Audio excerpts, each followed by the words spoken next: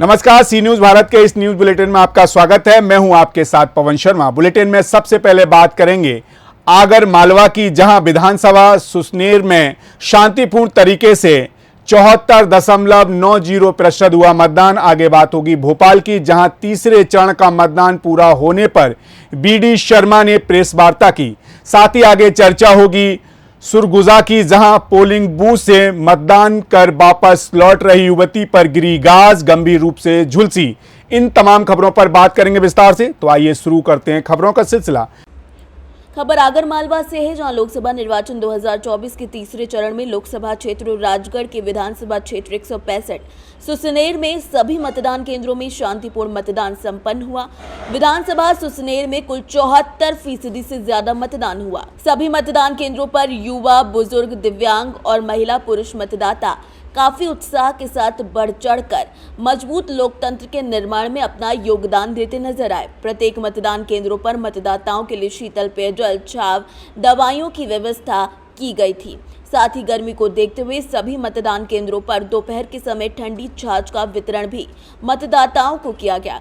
Collector सह जिला निर्वाचन अधिकारी राघवेंद्र सिंह, पुलिस अधीक्षक विनोद कुमार सिंह व स्वीप अध्यक्ष सह जिला पंचायत सीईओ हरसिमरनप्रीत कौर सतत मतदान केंद्रों का भ्रमण कर मतदान प्रक्रिया का जायजा लेते नजर आए। आगर मालवा से सी न्यूज संवाददाता अर्श अहमद कुरैशी की रिपोर्ट। खबर मध्य प्रदेश के भोपाल से, जहां तीसरे चरण का मतदान संपन्न हो चुका है। पिछले 2 चरणों में मतदान प्रतिशत में गिरावट देखने को मिली थी, लेकिन तीसरे चरण के इस मतदान में परसेंट में काफी बढ़ोतरी देखी गई। एक प्रश्न चिन्ह खड़ा हो रहा था कि जिसको लेकर तीसरे चरण के मतदान की प्रक्रिया में काफी सुधार आया। शासन प्रशासन, प्रशासनिक संस्थाएं, पॉलिटिकल पार्टी और सभी के प्रयास से मतदान प्रतिशत तकरीबन 70% के आसपास रहा। लोकतंत्र के इस पर्व में सभी भाई और बहनों ने बढ़ चढ़कर हिस्सा लिया। आज तीसरे फेज का मतदान अभी समाप्त हुआ है और इस फेज के मतदान में महत्वपूर्ण बात यह है कि इस बार जो पिछले 2 चरणों के मतदान में वोटिंग प्रतिशत को लेकर के बड़ा एक प्रश्न खड़ा हो रहा था, लेकिन इस बार सभी के प्रयासों से शासन, प्रशासन, सामाजिक संस्थाएं, पॉलिटिकल पार्टीज, सब लोगों ने जो प्रयास किए उसके कारण मतदान का प्रतिशत लगभग 68 से 70 के बीच जाने की संभावना है। अभी फाइनल आंकड़े उसके आएंगे। इसके लिए उन सभी लोगों को धन्यवाद, और मतदाता भाई और बहनों ने जो बढ़ चढ़ करके मतदान किया है इसके लिए भी उनको बहुत भारतीय जनता पार्टी की ओर से मैं धन्यवाद करता हूं।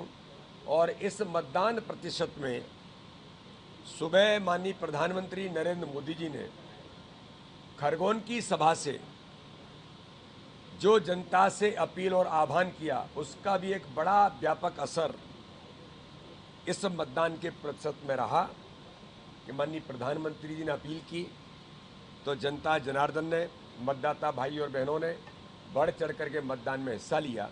तो लोकतंत्र के महापर्व के लिए सभी मतदाता भाई और बहनों ने अपने मतदान के अधिकार का उपयोग किया।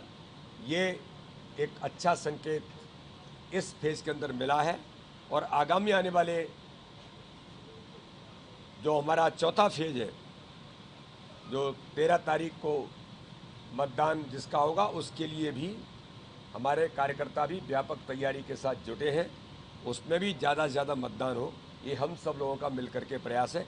मीडिया के मित्रों का भी बहुत धन्यवाद कि आपने भी मतदान के प्रतिशत में बढ़ाने के लिए जो योगदान दिया, चीज़ों को लोगों तक कनेक्ट किया, इसलिए मीडिया के मित्रों का भी बहुत बहुत धन्यवाद। सभी सामाजिक संस्थाओं का भी, शासन प्रशासन के लोगों का भी बहुत बहुत आभार। कांग्रेस का तो काम ही ये है, कहीं फर्जी करेंगे तो दिग्विजय सिंह कह रहे हैं कि ईवीएम के अंदर इतने वोट डले और इतने वोट दिख रहे हैं, इनको पता नहीं कहाँ से दिखने लग गए। काउंटिंग हुई नहीं है, लेकिन दिग्विजय सिंह अभी से काउंटिंग करने लग गए। बोले 15 वोट डले और 50 दिखा रही है। अरे भैया, तुमने कहाँ से देख लिया? आप प्रोसाइडिंग ऑफिसर हो क्या?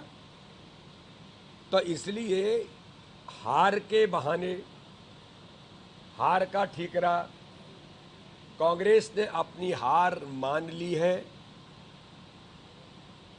मध्य प्रदेश के अंदर 29 की 29 सीटों पर भारतीय जनता पार्टी प्रचंड बहुमत के साथ विजय का इतिहास बनाएगी। सभी का भोपाल से सी न्यूज संवाददाता मनीष वर्मा की रिपोर्ट।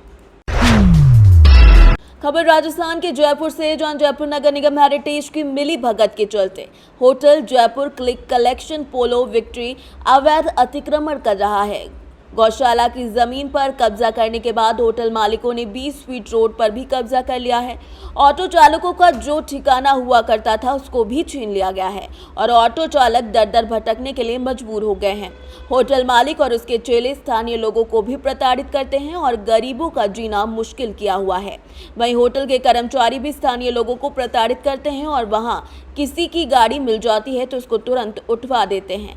वहीं स्थानीय लोग काफी परेशान हैं, जिस पर नगर निगम, स्थानीय विधायक व पार्षद सभी लोगों के संज्ञान में ये मामला है, लेकिन सभी इस मामले पर लीपा पोती करते हैं। वहीं अब पीड़ित लोगों ने मीडिया के जरिए गुहार लगाई है। क्लिक कलेक्शन है, ये होटल क्लिक कलेक्शन तो अपनी जगह पे है। उससे आगे की तरफ अगर आप देखोगे तो काफ़ी पेड़ पौधे लगे हुए हैं। ये पेड़ पौधे करीब 1.25 बीघा के अंदर लगा रखे हैं इन लोगों ने। ये 1.25 बीघा की ज़मीन जो है ये रोड है, ये ठेठ MI रोड से लेके और ये मोतीलाल अटल रोड तक टच है। इस पूरी रोड के ऊपर गवर्नमेंट का अधिकार है। JDA और नगर निगम इस ज़मीन के जिम्मेदार हैं। इसने 2019 में कोई एक हाई कोर्ट से परमिशन मांगी थी। उस परमिशन में ये है साफ लिखा हुआ कि ये आम आमद रफ्त के लिए काम में ले सकते हो आप। इसको अपनी प्राइवेट प्रॉपर्टी ना बनाएं और इसमें किसी भी तरीके की प्राइवेट एक्टिविटी ना करें।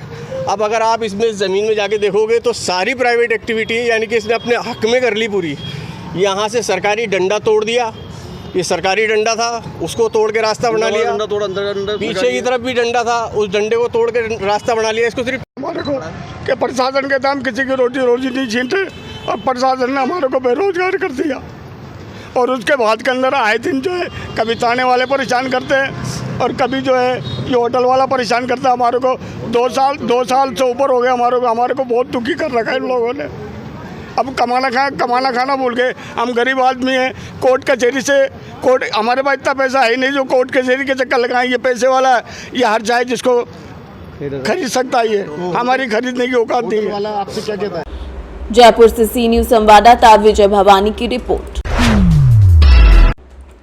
खबर सरगुजा से, जहां लुंड्रा विधानसभा के लमगांव क्षेत्र के कोट पोलिंग बूथ में मतदान कर वापस लौट रही युवती पर गाज गिरने से गंभीर रूप से झुलस गई।